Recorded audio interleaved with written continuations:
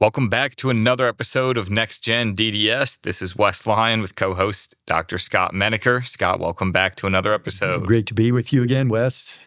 Today's episode, I want to cover something near and dear to my heart because this infuriates me. And there's very little that we actually do here that gets under my skin or makes me infuriated. But sometimes we're stuck trying to clean up the mess on the back end. I oftentimes find myself working or doing a bunch of stuff for Young Doctor for free because this happened to them. And what I'm basically referring to is getting screwed. And typically it's going to be on a practice sale. And the number one thing, and we've seen more and more of this coming up, which we're trying to completely put an end to, which we won't do, is people they're being dual representation. Is that the right word? The same representative is representing the buyer and the seller, which makes little sense. Can't happen. Yeah, right. And we got plenty of stories to talk through about this, but in my role on the advising side, I always encourage everybody. The practice is typically represented by somebody, and I always say to them, listen, we're the best in the business. We've been doing this 45 years. We always have your interest at heart. But even if you don't get me as your advisor, I said, you have to pick somebody who understands this business to represent you. And even if it's just a matter of, and this is not to go, you're not doing this to get somebody who's just trying to be coming in with a hatchet and chopping off the price and lowball. And we're not talking about that at all. We're talking, what you're talking about, Wes, is making sure that each side knows what they want. If you're the buyer and I'm the seller, we might like each other a whole lot, but we have completely different interests. Right. It's really not to say somebody needs to chop up the price or chop up the deal, but somebody needs to do due diligence on your behalf that is not getting paid by the seller. And on last episode, you actually brought something up. This is a great point. With the real estate we're talking, you said, hey, when I'm on the phone with them, I ask them what's the plan for the real estate, right?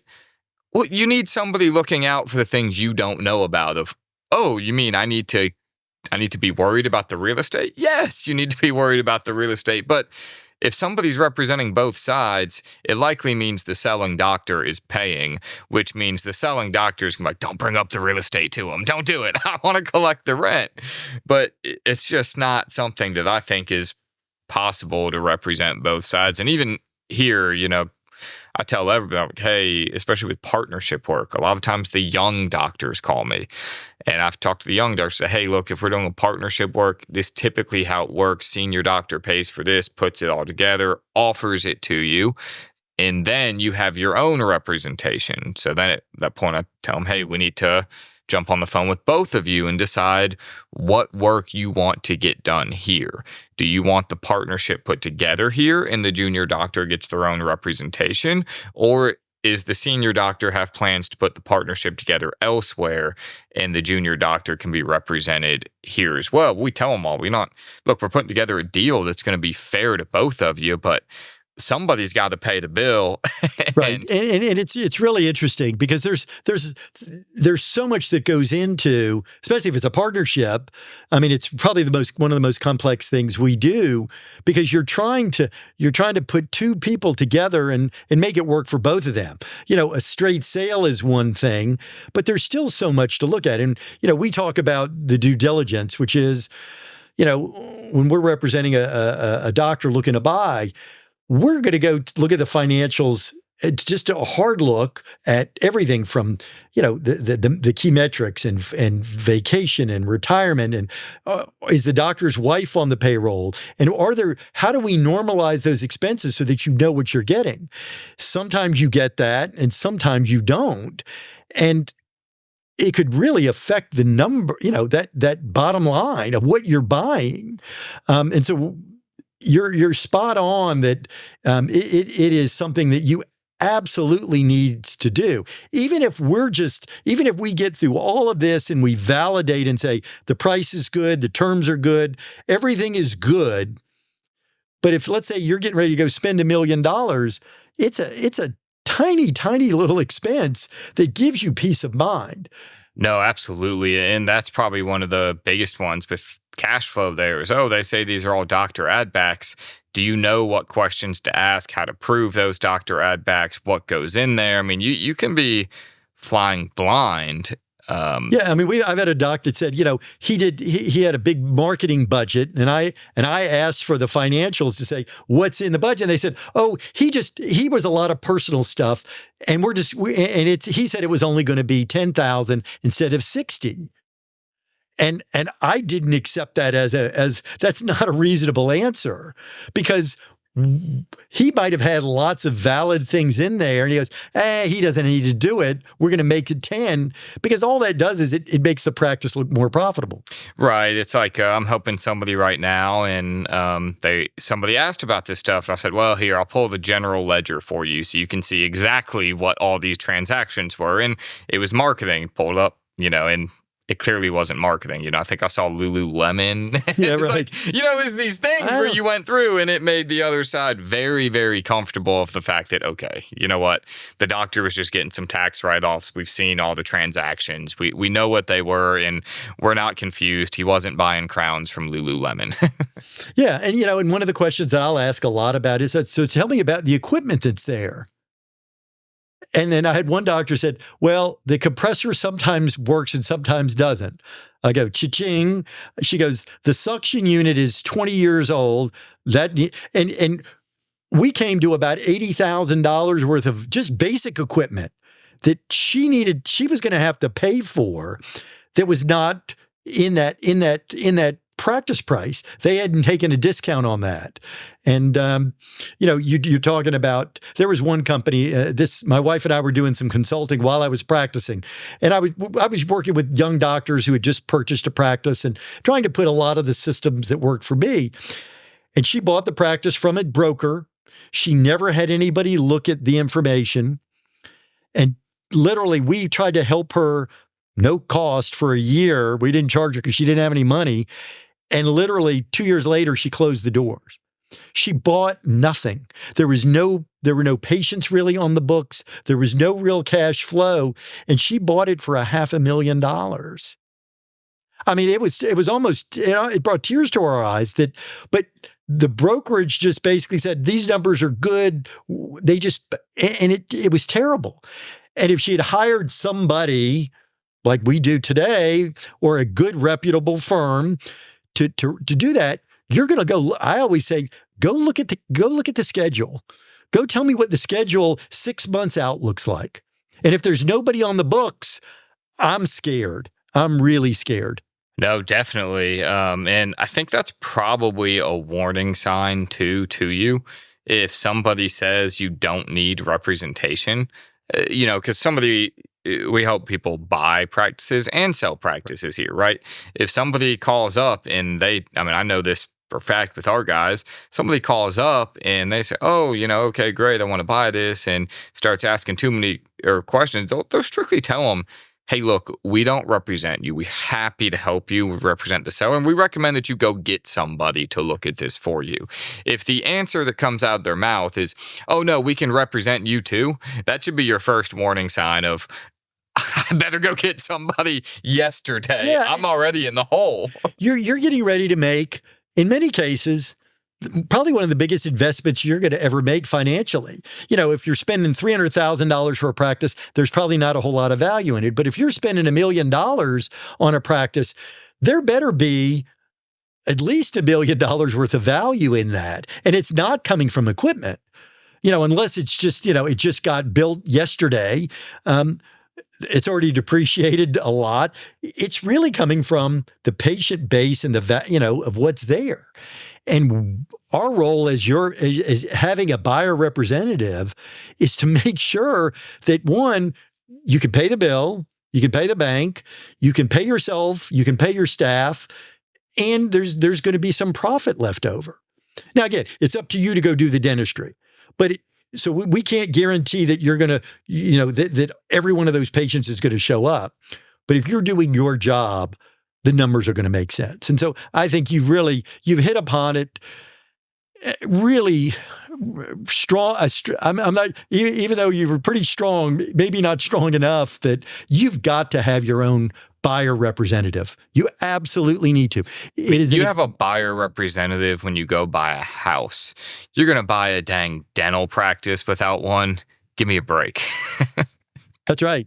You're right. Or if you go buy any other business, you want to understand. I remember when I bought this first dental practice from my partner. It was kind of a mess. It was a real mess.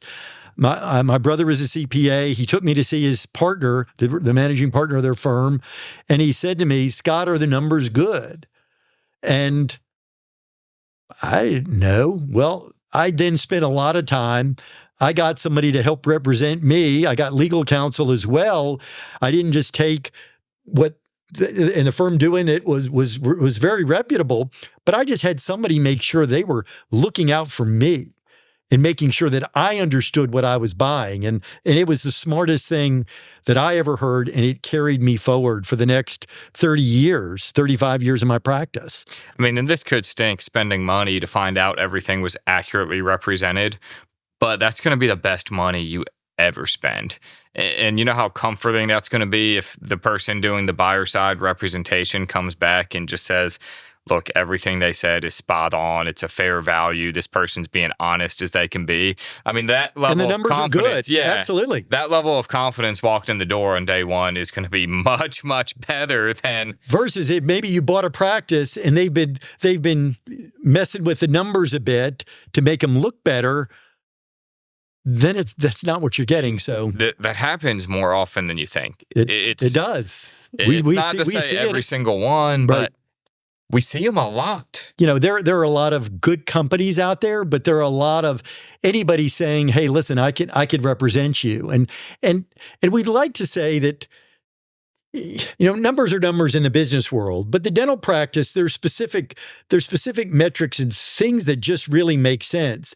And hiring a CPA to do that just isn't familiar with dental practices just isn't sometimes a good idea. And I see it a lot now where the owner doctors are having their CPAs value the practice. And it's in a lot of cases, it's really good for my buying doctors because they're undervaluing the practice, but because they just don't understand that you don't go buy a car from an appliance salesman.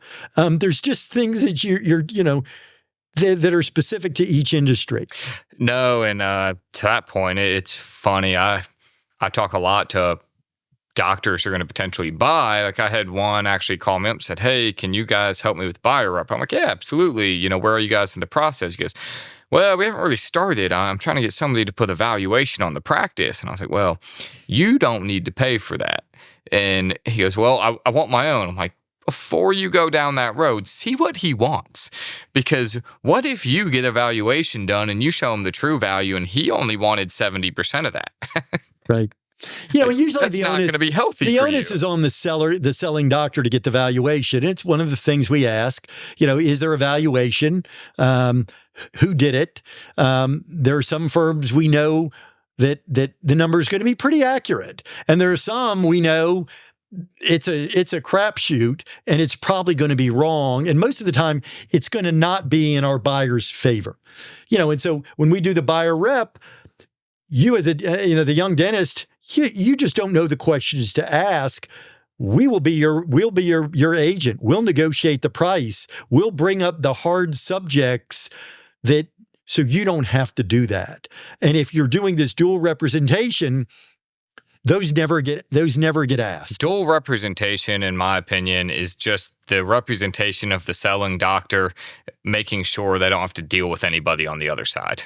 They're still representing the seller. You're right. They don't represent 100%. the buyer. They're representing the person that's paying them to sell it. Because it's, I'm not going to give names of competitors here on good or bad, but there's one competitor in particular that, people are like, "Oh, like, what do you guys think?" And I'm like, "Oh, we love them." And they're like, "What?" We're like, "Hey, we're on the other side of those deals every day of the week, and they're very reasonable and we're very reasonable. So when something goes on, we come to a solution, right?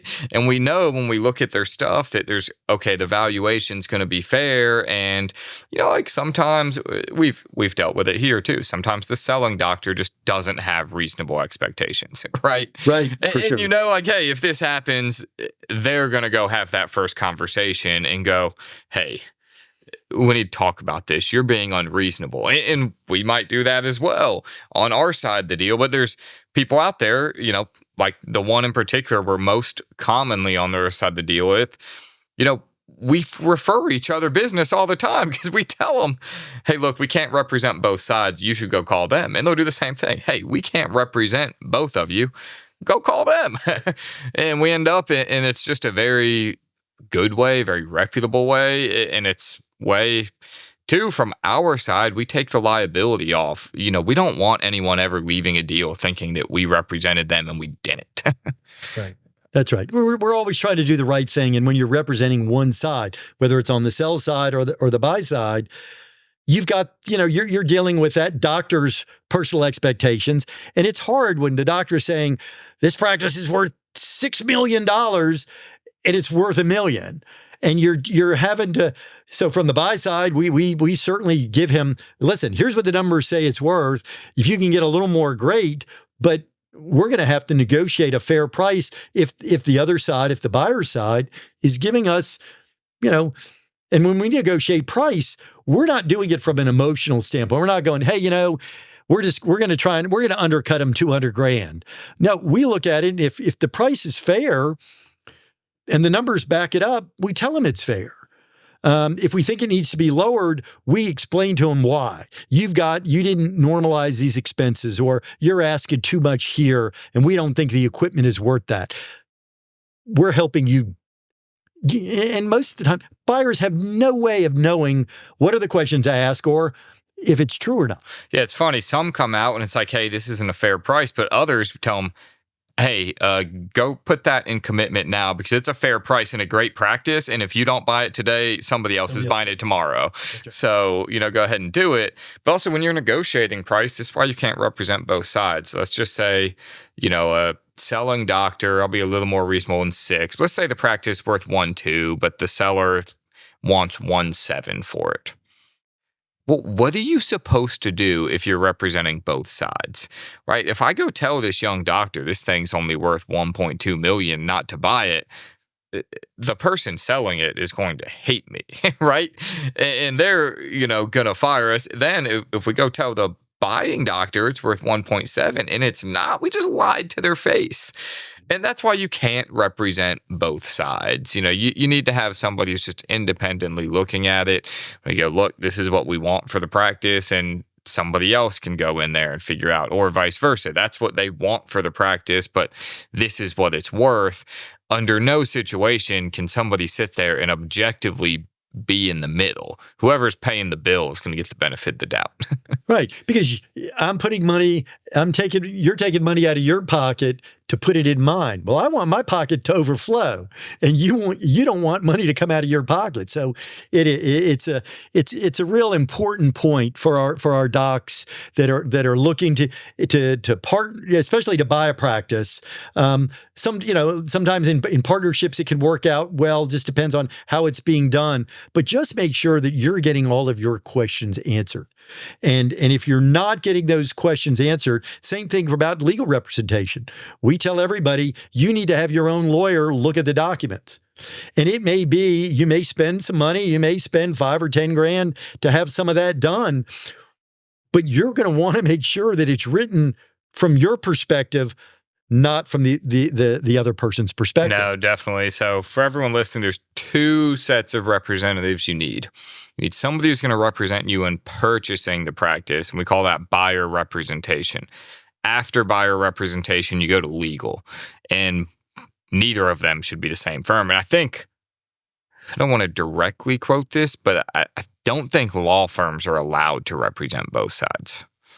I know when my partner... Maybe there's something they can sign, but usually, because like our law firm here, they run a conflict of interest check just in case. Like even if there's something that would remotely be construed that they were biased. Right. If they had done some work for the buyer at some point, or the seller, they will sometimes, in most cases, recuse themselves. If it's been a long time, they won't. But if it's been, but they are real careful to make sure. So we have a law firm that's part of our group, but they're kind of a wholly six different group that we don't intermingle our pieces. You don't have to use them. They're certainly incredibly talented and do just dental law, but we're wanting to make sure that you're getting all of these, because all of these things are going to protect you.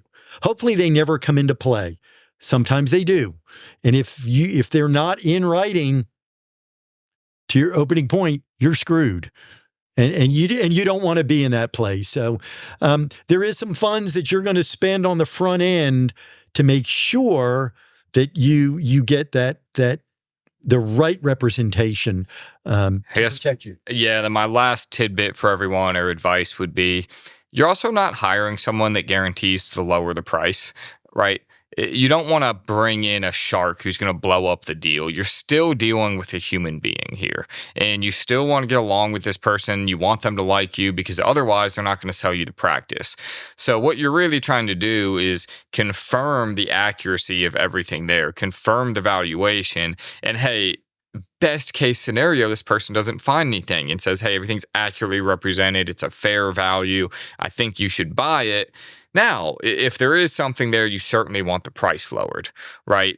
But don't get a shark into the equation who just blows up the deal because he or she is just being an a-hole. Right. Yeah. And one of the things that I'll tell docs too is, if you overpay a tiny bit, don't overpay $300,000. And I've had docs, practices so overvalued, we walked away from it.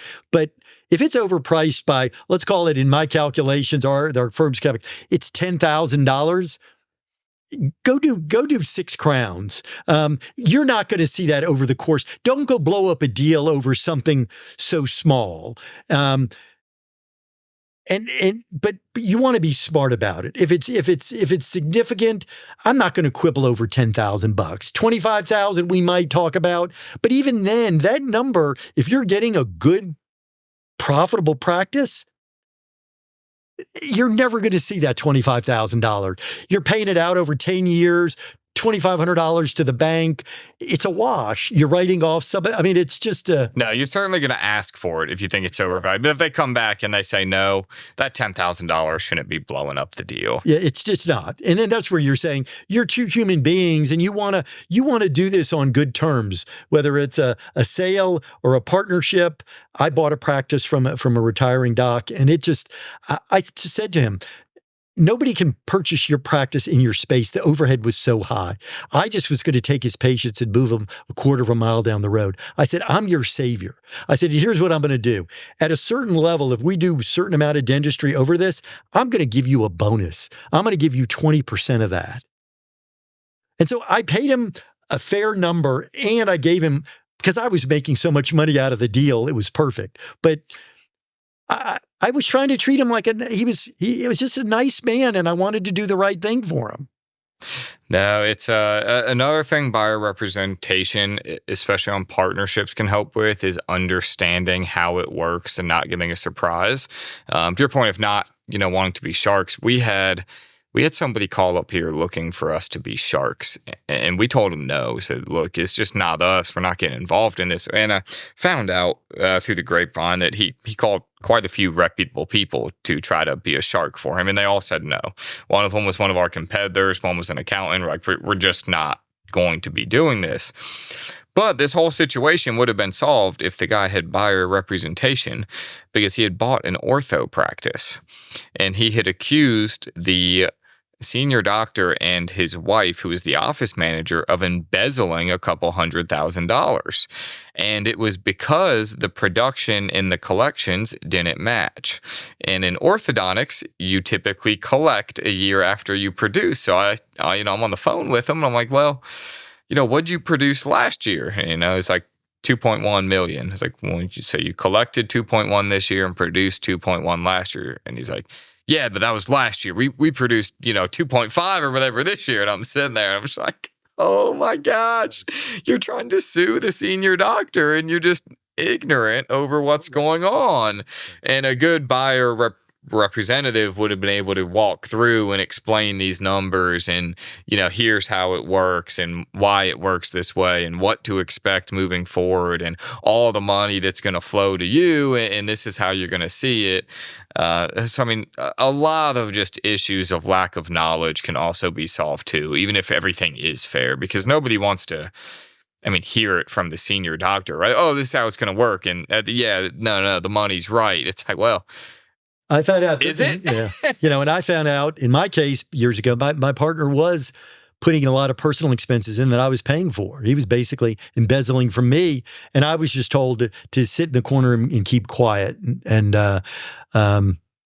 So that could be a whole nother discussion about understanding the finances. But, I think we're really trying to say to you, make sure you have good representation. Buyer representation. I love what our firm does and what I get to do with young dentists. Make sure you get good legal representation as well during that, and make sure that you're protecting yourself. Definitely. And I think one last thing to add, there is no such thing as dual representation.